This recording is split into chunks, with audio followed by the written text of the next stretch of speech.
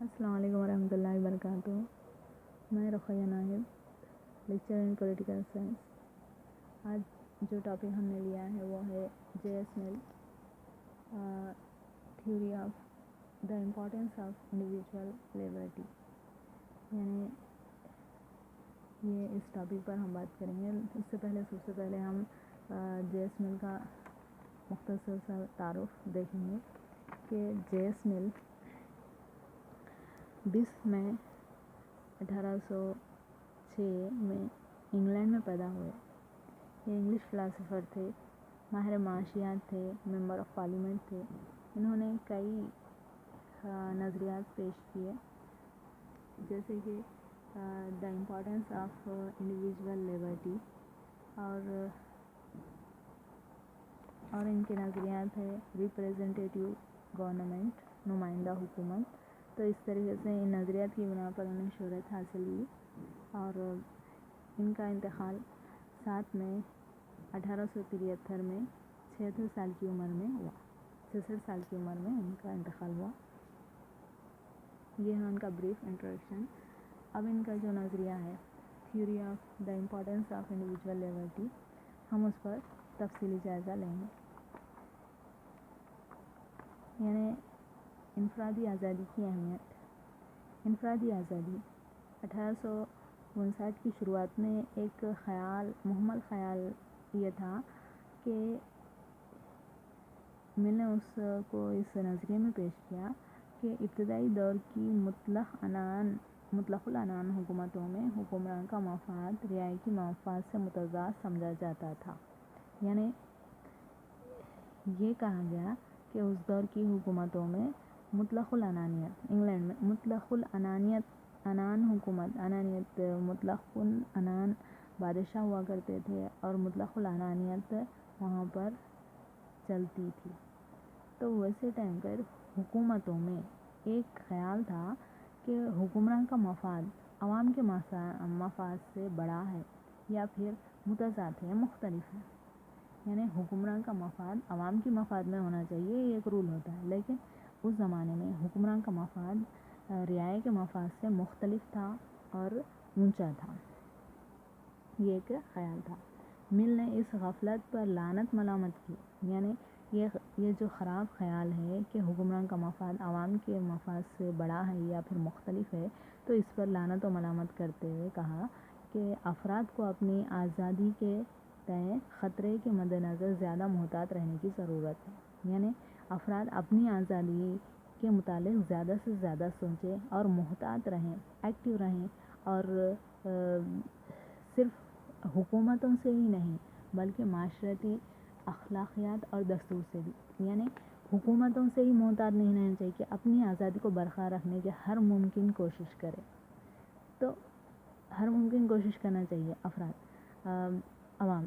صرف حکومت سے ہی یہ خیال نہیں کریں کہ حکومت ہی ان کے آزادی کو چھین لے گی, بلکہ معاشرتی اخلاق جو عوام میں لوگ ایک دوسرے کے حقوق یا آزادیوں کو چھین لیتے ہیں, ان سے بھی محتاط رہنے کی ضرورت ہے. اور دستور سے, جو دستور بنایا جاتا ہے وقت بہ وقت یا ضرورت کے لحاظ سے, یا پھر روایتی دستور ہوتے ہیں, یا پھر پہلے جو ملک بنتا ہے تب دستور بنا کے رکھ دیے جاتے ہیں کہ آئندہ حکومتیں جو بھی آتی ہیں ان دستور کے مطابق چلتی ہیں. تو ان دساتیر میں کون کون سے آزادی کو ختم کرنے والے قوانین بنائے گئے ہیں وہ دیکھنا ضروری ہے, یا پھر حکومتیں نئے قوانین بنا کر آزادیوں کو تو سلب نہیں کریں, وہ دیکھنا چاہیے. اور ایک معاشرے میں چند مفاد پسند عناصر دوسروں کے حقوق چھین تو نہیں رہے ہیں, عوام کے حقوق, اس سے ان تمام باتوں سے محتاط رہنا چاہیے.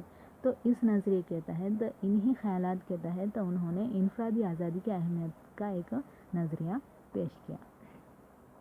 اب ہم نظریے پر آتے ہیں کہ مل فکر, اظہار اور عمل کی آزادی کا حامی ہے. یعنی مل چاہتے ہیں کہ جو یہ خیالات تھے کہ مطلق العنان حکومتوں کا جو حکمران کا مفاد عوام کے مفاد سے بالاتر ہے یا پھر مختلف ہونا چاہیے, تو وہ کہتے ہیں کہ مل فرد کے فکر, اظہار اور عمل کی آزادی کے حامی تھے. یعنی وہ چاہتے تھے کہ فرد کو فکر کی آزادی, اظہار کی آزادی اور عمل کی آزادی ہونی چاہیے.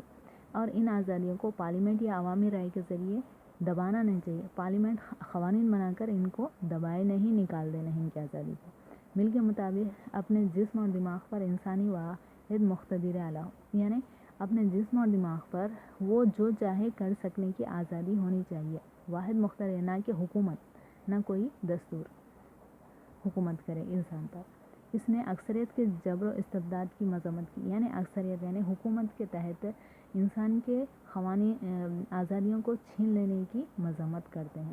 ان کا استدلال تھا کہ فرد کو عدالت اور معاشرے کے جبر و استبداد کے خلاف تحفظ کی ضرورت ہے.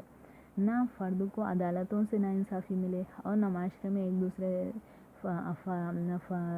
مفاد پرست افراد ایک دوسرے کے خلاف ہو کر ان کے تحفظ کو ختم کر دیں، ان کے آزادیوں کو ختم کر دیں. اس طرح سے نہیں ہونا چاہیے، کیونکہ اس سے فرد واحد کی ہمہ جہتی ترقی متاثر ہوتی ہے. اگر فرد کو فکر کی آزادی، اظہار کی آزادی، عمل کی آزادی نہ ملے تو وہ اپنی ہمہ جہتی جو ترقی ہیں، اندر کی چھپی صلاحیتوں کو بروئے کار نہیں لا سکتا، اور اس سے جو ملک کو جو فائدہ پہنچنے والا ہوتا ہے وہ فائدہ نہیں پہنچ سکتا. یہ مل بتاتے ہیں.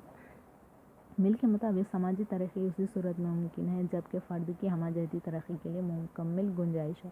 یعنی مل کہتے ہیں کہ فرد اسی وقت ترقی کرے گا جبکہ فرد کے لیے سماج کے ہر فیلڈ کھلا ہونا چاہیے. یعنی پہلے زمانے میں تھا کہ ویدوں کو صرف برہمن ہی پڑھا، علم حاصل کرنے کا اختیار صرف برہمنوں کو تھا. تو ویسا نہیں ہونا چاہیے، بلکہ ہر فیلڈ چاہے وہ جو بھی ہو تو وہ تمام فیلڈ کھلا ہو. فرد جس فیلڈ میں چاہے جائے اور اپنی جو صلاحیت ہیں اس کو بروئے کار لا کر ملک کو فائدہ پہنچائے یا پھر اپنی شخصیت کی نشو و نما کر پائے. وہ اختلاف رائے کو برداشت کرنے اور بحث و گفتگو کی لامحدود آزادی میں یقین رکھتے ہیں. وہ چاہتے تھے کہ عوام اختلاف کرے. حکومت اگر غلط کام کرتی ہے تو مخالفت میں کھڑے ہو جائے اور برداشت کرے.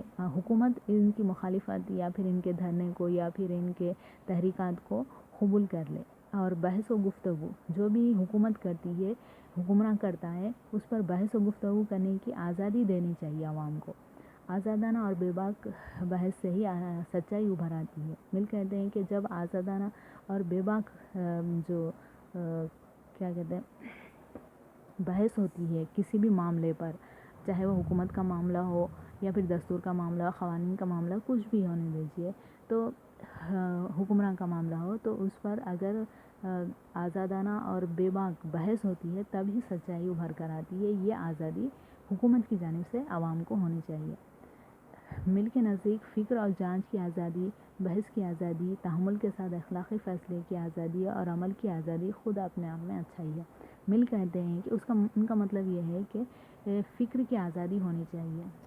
جیسے فکر کی آزادی ہونی چاہیے، جانچ کی آزادی، فکر کی آزادی ہونی چاہیے کہ حکومت کیا کر رہی ہے، اور جانچ کی آزادی ہونی چاہیے کہ حکومت کس طریقے سے کام کر رہی ہے، یہ بھی جانچ کر سکے عوام. اور بحث کی آزادی، اور عوام کو بحث کرنے کی آزادی ہے. جیسے کہ اب ہم دیکھتے ہیں کہ حکومت کے کسی بھی معاملے پر ڈیبیٹس ہوتے ہیں ٹی وی پر، تو کئی ایکسپرٹس آ کر اس پر بحث کرتے ہیں اور اپنے خیالات کا اظہار کرتے ہیں. تو بحث کی آزادی ہونی چاہیے.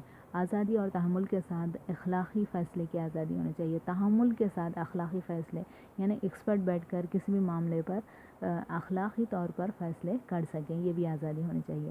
آزادی اور عمل کی آزادی خود اپنے آپ میں، یعنی عمل کی آزادی، نہ صرف عمل بھی کر سکیں افراد، جو چاہے وہ عمل کر سکیں، وہ ان کو آزاد رکھا جانا چاہیے. جیس مل کا استدلال ہے کہ فرد کو قانونی طور پر قانونی جبر کا یا عوامی رائے کے ذریعے اخلاقی جبر کا تابع نہیں ہونا چاہیے. نہ فرد کو قانون دبائے یا پھر دوسرے کسی بھی ذریعے سے دبانا نہیں چاہیے، تابع نہیں بنانا چاہیے. فرد پر جبر اسی وقت جائز ہے جبکہ دوسروں کو نقصان پہنچاتا ہو. فرد پر اسی وقت جبر یعنی اس کو روکا جائے جبکہ وہ سماج دشمن بن جائے اور دوسرے تمام بے گناہ لوگوں کا قتل کر دے یا پھر بم بلاسٹ کرنے کی کوشش کرے یا پھر غلط راہوں پر چلا جا رہا ہے، تو اس وقت اس پر جبر یعنی اس کو روکا جائے. جبر یعنی ظلم نہیں کرنا چاہیے بلکہ اس کو روکنا چاہیے.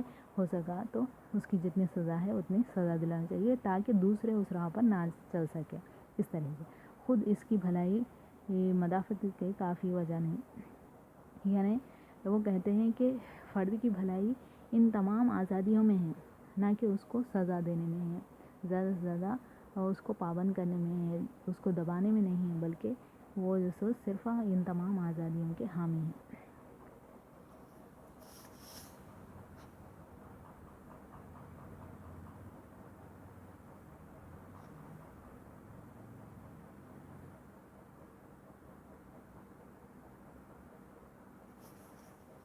ہاں، امید ہے کہ یہ ٹاپک مکمل ہوا. امید ہے کہ آپ کو سمجھ میں آیا ہوگا اور ہر انسان کو اس کے مطابق اپنی آزادیوں سے محتاط رہنے کی ضرورت ہے اور اپنی آزادیوں کا صحیح استعمال کرنے کی ضرورت ہے. ہمیں اس سے سبق ملتا ہے کہ ہم اپنی آزادیوں کا صحیح استعمال کریں اور یہ دیکھیں کہ کوئی ہمارے حقوق یا آزادیوں کو سلب تو نہیں کر رہے ہیں، کوئی ایسا قانون یا پھر دستور تو نہیں بنایا جا رہا ہے یا قوانین تو نہیں بنائے جا رہے ہیں جس کی وجہ سے ہماری آزادیاں ختم ہو رہی ہیں.